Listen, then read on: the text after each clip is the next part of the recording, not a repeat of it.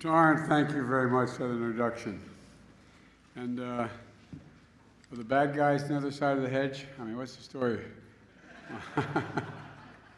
I see the persons who own this operation or set it up. You guys are allowed to come on this side, you know, anyway. Anyway, thank you all very much. Thanks for the introduction and for your service and the service of your husband. I mean that sincerely.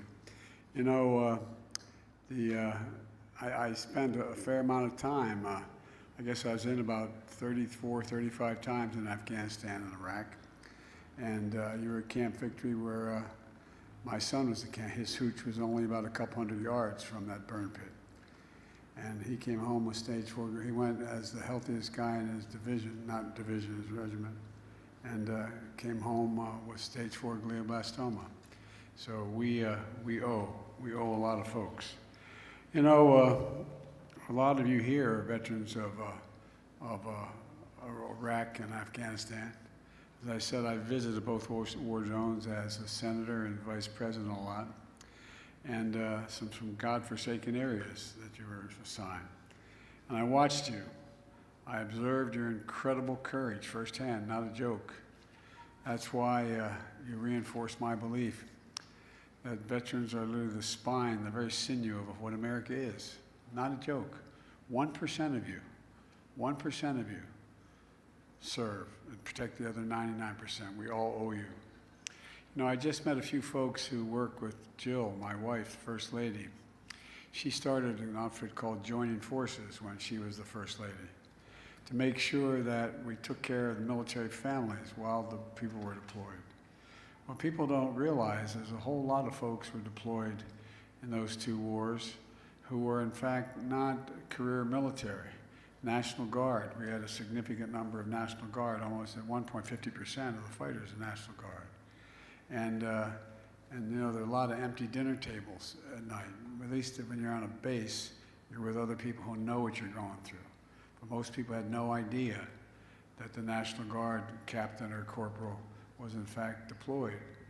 And she started this outfit too in the state of Delaware, my wife, to say, convince people that they should reach out because, you know, the only kid in school who his dad doesn't show up is the kid whose dad's deployed. No one knows it. And so she started a process where she got all the schools, and not only Delaware, then across the country, to begin to say, point out the fact that their mom or dad was deployed. It makes a difference. They're not looking for it, but it makes a difference is knowing people know. Knowing people know. To all the veterans here and your families, as I said, we owe you. I've said many times before, we have many obligations to the country, but we only have one truly sacred obligation, and it is a sacred obligation. It's to prepare those we send to war and care for their families and them when they come home. That's a sacred, we have a lot of obligations, but that's a truly sacred obligation that crosses party lines, crosses ideology, crosses everything. And you know, and that's what today's about. It's good to be here in San Diego County with Mayor Gloria and the County Chair Fletcher, and Congressman Scott Peters is a good friend and a great partner for my administration, especially helping reduce the cost of drugs as well as taking care of vets. Scott, your district is lucky to have you. And I want to thank Congressman Mike Levin. Stand up, Scott. Stand up.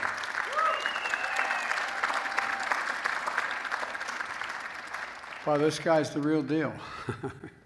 He's the real deal. And I want to ask Congressman Mike Levin, thank him for welcoming me to his district today. Mike, where are you? There you go. Mike.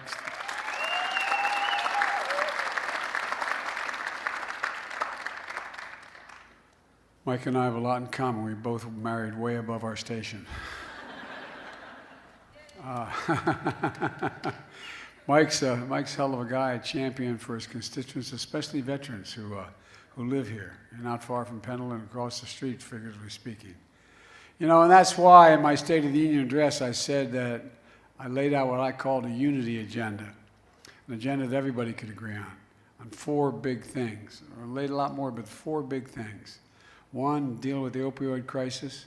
2, the mental health crisis, the consequence of what COVID has inflicted on an awful lot of folks around the country. deal with cancer, because we can beat cancer. We're now going to invest in billions to deal with that, and supporting our veterans. And with the help of Mike, he's also vice chair of the House Veterans Affairs Committee. We signed 25 bipartisan bills to improve life for our care for our veterans and honor the service of those who sacrificed so much. One of those bills is a bill that renames the VA Medical Center in San Diego, and it renames it Captain Jennifer Marino, Army nurse who died while rendering aid under fire for an injured Ranger in Afghanistan. A lot of you have been to Afghanistan. I've been to every part of it. It's a godforsaken place. It's a godforsaken place. When my helicopter went down, I was with the commander as well as a couple snipers and a guy named Hagel, who later became the Secretary of Defense, and a guy named Kerry, Secretary of State. And they wanted to see where bin Laden had escaped through the mountains up in the Upper Konar Valley. So the Upper Konar Valley is nothing but rock, straight rock. There's no vegetation at all. Some of you have been there. And our helicopter went down in a snowstorm. We found a place to land that was an old path. And it was lucky that we had such great pilots. And it wasn't more than 10 feet beyond the width of the blades of the helicopter we were in. And there's a picture of us standing in front of the back of the helicopter, the wash of the helicopter to stay warm. We could hear F-15s fly over for proof of life. And then we got a photograph later.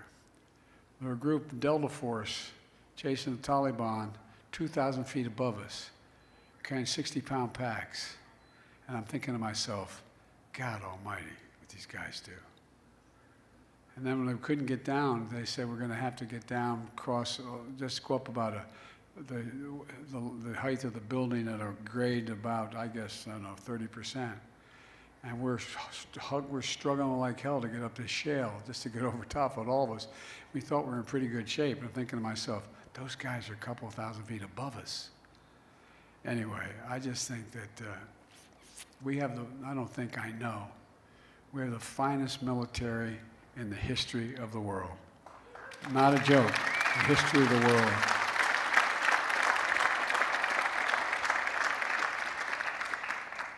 Both my fellows helped me pass a thing called the Bipartisan PAC Act, the most significant law in decades to help millions of veterans who were exposed during the military service to toxic substances, like from burn pits, the size of football fields, 8, 10 feet deep.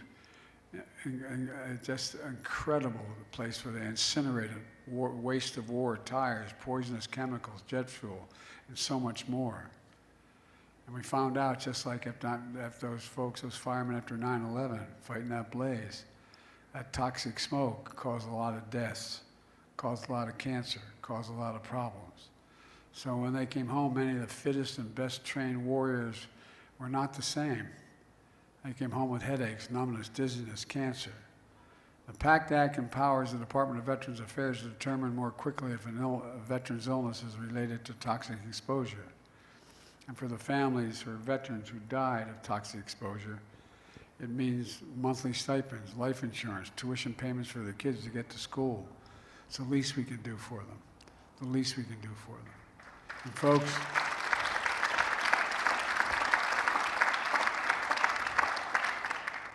and I know some of you are even seeing whether or not you qualify or whatever you have.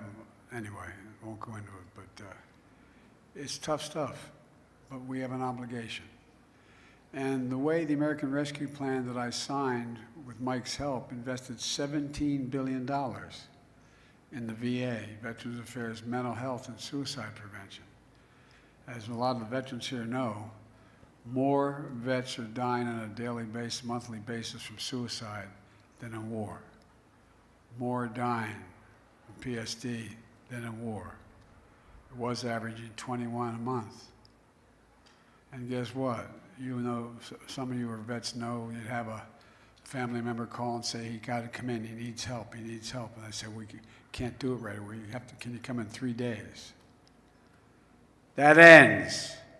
That ends. They've got to be seen immediately because it's literally life and death for an awful lot of folks. Folks, the reason we're here today is because of another law that I signed with Mike's help, and it matters for our economy and national security of our veterans. It's called the CHIPS and Science Act. It's a groundbreaking law that's going to build the future here in America, here in America. I'm here at Viasat today because when it comes to supporting veterans and winning the economic competition of the 21st century, this is the outfit you want to be with. You've been wonderful on both counts. You've been wonderful on both counts. It was started in 1986 by three friends, Mark, Steve, and another Mark in a garage. You all do a hell of a lot in garages out here. You know what I mean? It's amazing. I don't know. Everything starts in a garage. That's why I wanted to move to San Diego, buy a garage. But literally, they started. Now it's a multi-billion-dollar company with thousands of employees, and over 700 of those employees are veterans. This company's been really reorganized nationally recognized by the Department of Labor as a leading workforce place for veterans. And look, you're building satellites, communication network, powering everything from high-speed internet for homes and businesses to in-flight movies and commercial airlines and airplanes. A system that tracks cargo in real time, trucks at sea and ports, and you also equip plane I fly in, Air Force One.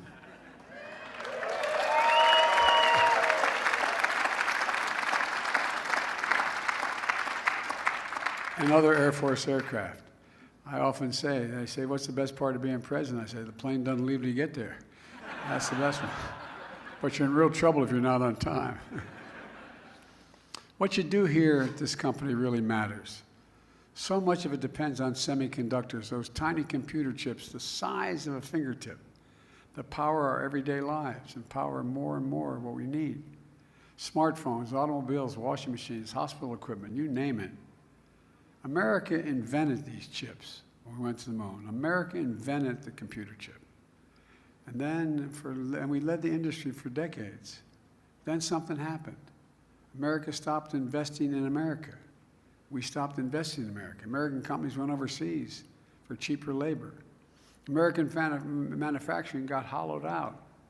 And today we're down to producing 30% of the world's chips from 30% to only 10%, despite leading the world in research and design of new chip technology.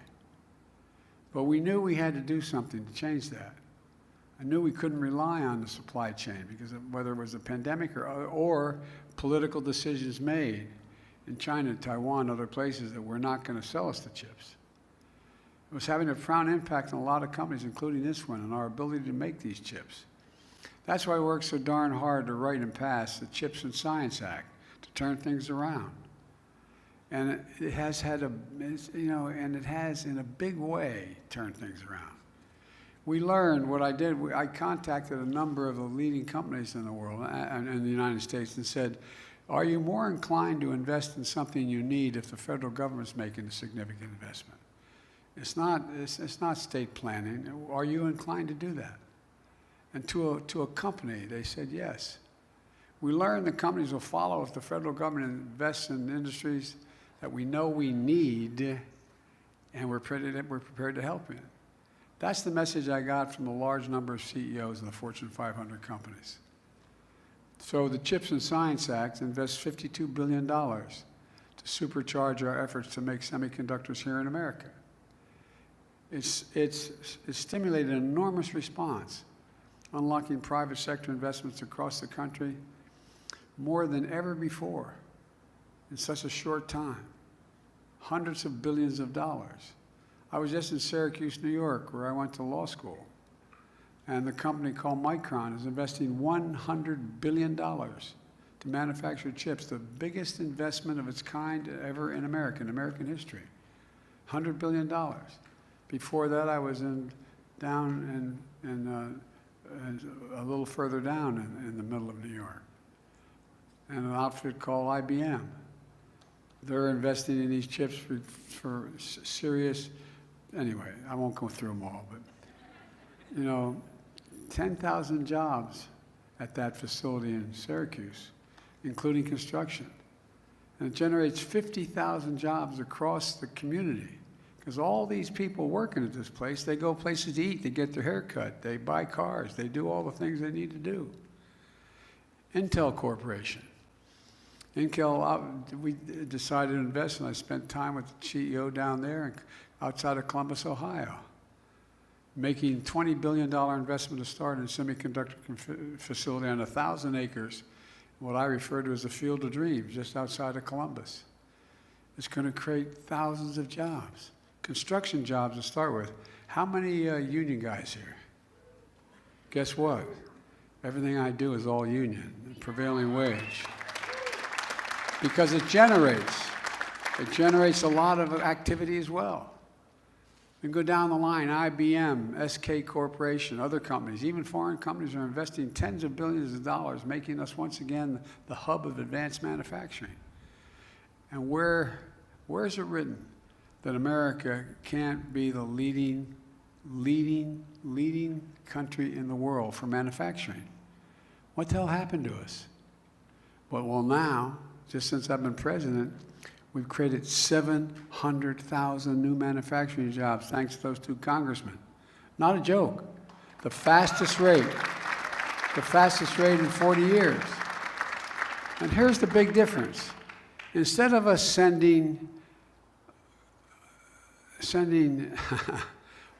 jobs overseas because the labor is cheaper and buying the product at home from there, we're sending American products overseas, and they're buying them. That's why our trade deficit is so enormous. We're making enormous progress. We are once again supplying the world the things they need. That's why the economy is changing. The focus on each of these investments is what Mike is really focused on in training workers, hiring veterans, jobs, pays, prevailing wage, union jobs, good paying jobs that don't require a college degree. Intel says the average pay for running their factories, and they're employing thousands of people. The average salary we don't need a college degree for is $124,000. $124,000. And look, and we saw it during the pandemic. When factories that make these chips shut down, the global economy comes to a halt, driving up the cost for everyone and families. As a matter of fact, 1/3 of the core inflation due to last year, 1/3 of it was because of the price of automobiles. Why? They couldn't get computer chips. They had to shut down their lines, fewer cars being made, prices went up because they're in short supply because of computer chips. That's the reason. Well, that's all changed now. I know it's like standing here with this great corporation, it's like preaching to the choir. Folks here know this more than anybody else. We need these chips to build most everything that it makes right here. Instead of relying on chips made overseas, could be delayed because of a pandemic or some global disruption. Now they're going to be able to have those chips available on the spot. It's a game changer. And thanks to this law, this company hopes to significantly grow its global business and hire more workers in the next 5 years. And here's another thing. This is also a national security issue. A national security issue. Earlier this year, I went down to the Lockheed factory in Alabama, where they make Javelin missiles. Guess what? We were having trouble. We were having trouble supplying the Javelin missiles to Ukraine because they didn't have the chips. They didn't have the computer chips to help defend themselves against Putin's brutal and unprovoked war. We were sending these guys these javelins. We need semiconductors, not only for those javelins, but also for other weapon systems that exist today as well as in the future. One of the reasons why Russia's having a hard time, I'm not going to go into it, but it'll take too much time, we're having a hard time supplying their military, is we've been not ineffective in making sure they have difficulty getting what they need to build theirs. The United States has to lead the world in the production of these advanced chips. This law is exactly that. And the law is about science as well. You know, decades ago, in the United States of America, we used to invest in ourselves. America invested 2% of its GDP, 2% of its GDP in pure research and science. Well, over the years, we've walked away from that. We invest less than 0.7% of our GDP in science and research and development. Those 2% was pure investment in research and development. We used to rank #1 in the world in research and development. Now we rank number 9 when I came to office. And China, a decade ago, was number 8. Now they're number 2 in the world. Number 2 in the world. Does anybody here think that the future doesn't rest in major breakthroughs in technology and science? And other countries are closing in fast. Well, the CHIPS and Science Act sets us on a path to move up again, to boost research and development funding back up closer to 1% quickly, fastest rate in any single year in 70 years. But there's another law that we got that really matters because of both these guys that helped me get done. We finally decided we're going to move up from being ranked number 13 in the world in infrastructure. The United States, 13 in the world, to back to number 1. Ask any business leader, and there are many of you in this audience, what's the one most important factor considering where you're going to decide to invest and locate your factory?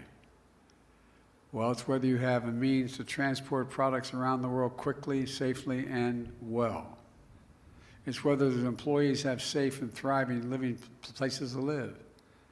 With Mike's help, I signed into law the bipartisan infrastructure bill, the most significant investment in our nation's infrastructure since Eisenhower's interstate highway system, literally.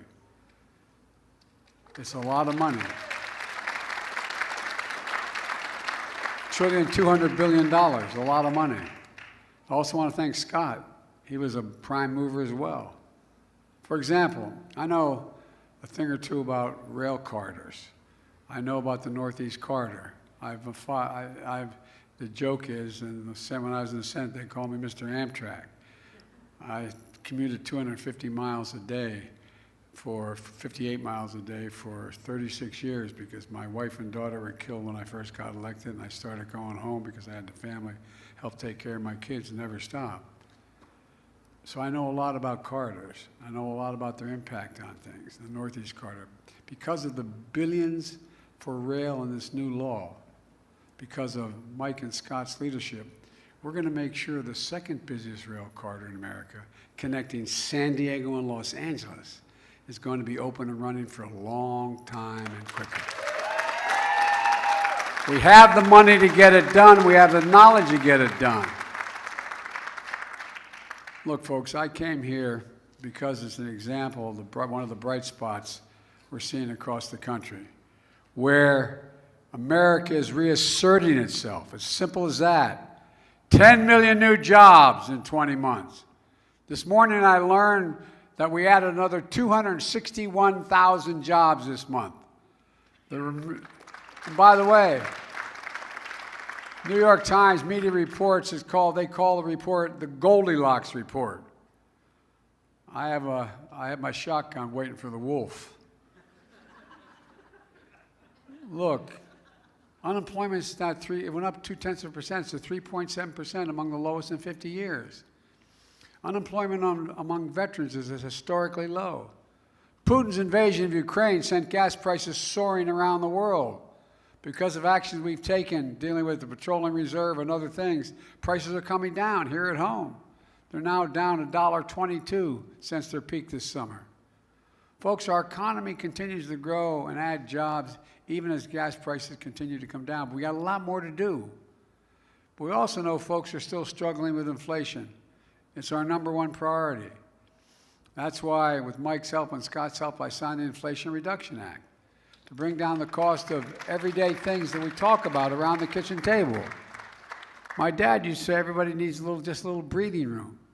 I come from a family like many of you do, good family, middle-class family. We weren't poor.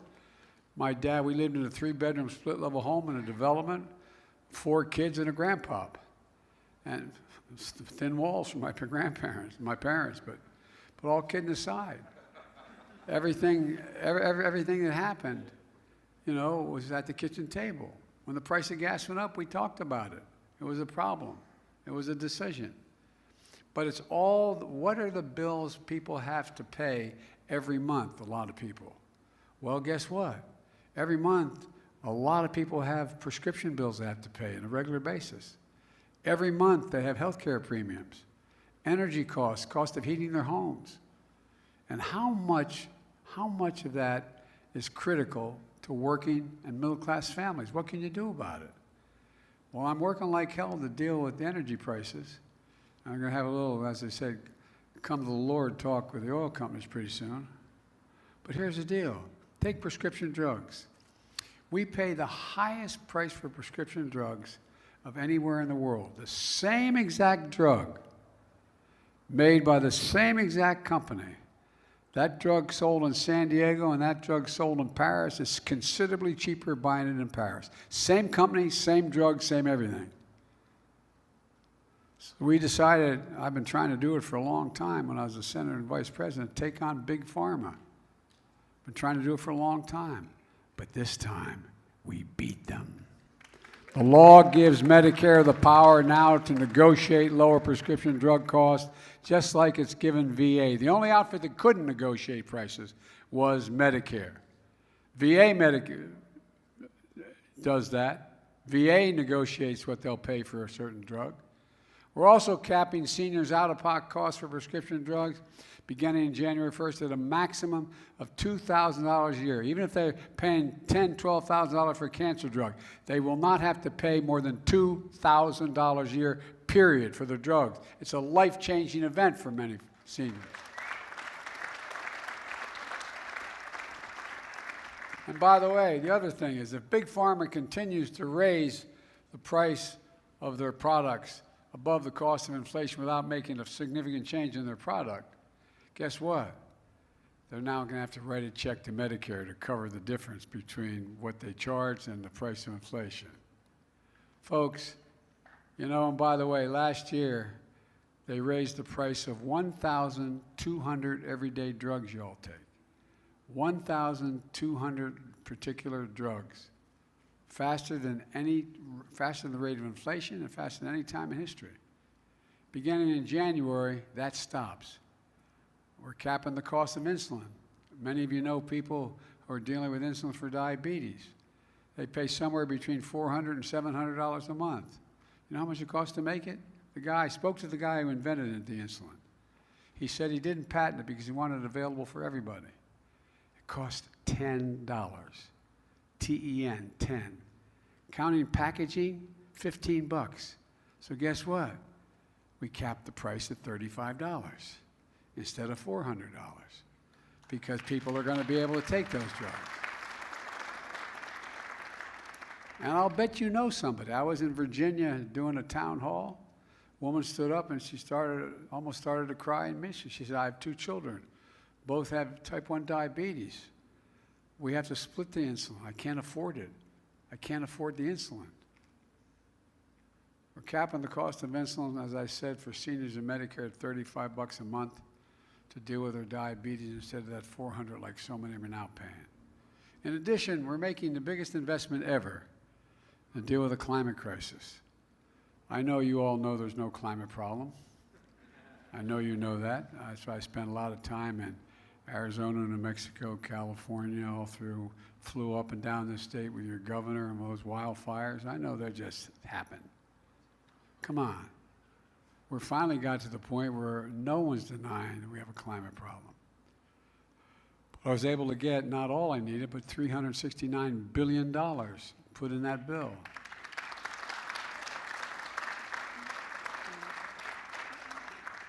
And we had, I think the guys were with me, the Congress were with me when I invited the CEOs of the auto companies to the White House lawn in the back, behind the White House. And I talked about automobiles and I talked about electric vehicles. At the time, Amy Barr Chairman Barr of General Motors, was suing the state of California because you had a higher standard for emissions than the rest of the country, and they said they couldn't do that. Well, she left that meeting and she dropped the suit. Called me up and said they're going to go all electric by 2035. Every other company has signed up to do the same thing. So we're working with the auto industry to to transition to electric vehicle future, providing tax credits to buy electric vehicles, as well as, any IBW guys here? Well, guess what? You guys are going to install 500,000 charging stations around the country. So it's going to be, that's like 500,000 gas stations. Not a joke. 500,000. Because people are going to say, I'm not buying a vehicle because it can only take me X number of miles. And by the way, we're investing billions of dollars, and many of you are investing billions of dollars in battery technology. We're now changing the nature of the life of a battery. Folks, it's also now cheaper to generate electricity from wind and solar than it is from coal and oil. Literally cheaper, not a joke.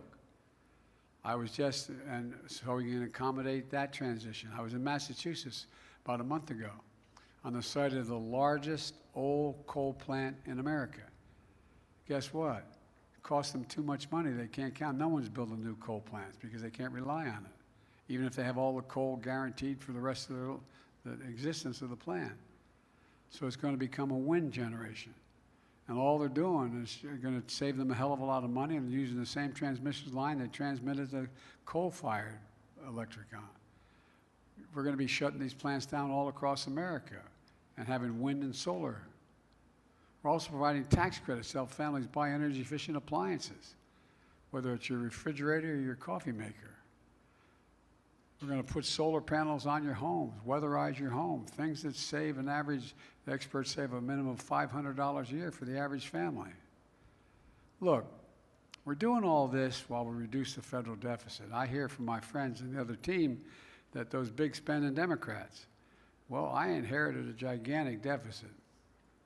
This year alone, under our leadership and the help of my colleagues in the Congress, guess what?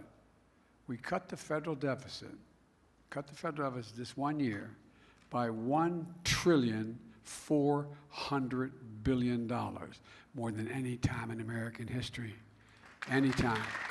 We cut the federal deficit in half, while doing all this. And last year we cut it by $350 billion. And we're going to reduce it further over the next decade by another $250 billion. Because I hate to say this, but if you're one of those corporations paying zero tax, that's over, man. You're paying 15% now. And look, the big part of that is because we're making sure the biggest corporations, and by the way, I'm a pro-corporate guy. I come from the corporate capital of the world. For all I know, you all are incorporated in Delaware. I don't know. Are you? More corporations are incorporated in Delaware than every other state in the union combined. And I got elected 7 times, so I'm not anti-corporation, but I am everybody pay their fair share. Look, the biggest corporation is going to have to pay a minimum 15%.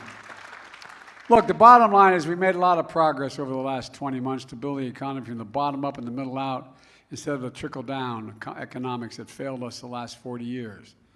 And we just have to keep going, in my view, to bring down inflation while we keep the market strong, to help investing in ourselves. As president, I will not accept the argument that says that our problem is that too many Americans are finding good jobs. My father had come down from heaven and strangled me. Or that too many working people finally have dignity in the working place. Or that our largest, most profitable corporations shouldn't have to pay their fair share in taxes. I'm going to continue to work for economy built from the bottom up and the middle out. Let me close with this. I know it's been a rough 4 or 5 years for an awful lot of people in the country. So many small businesses went out of business. So much has happened. Many folks are still struggling. But like I said, there are bright spots where America is reasserting itself.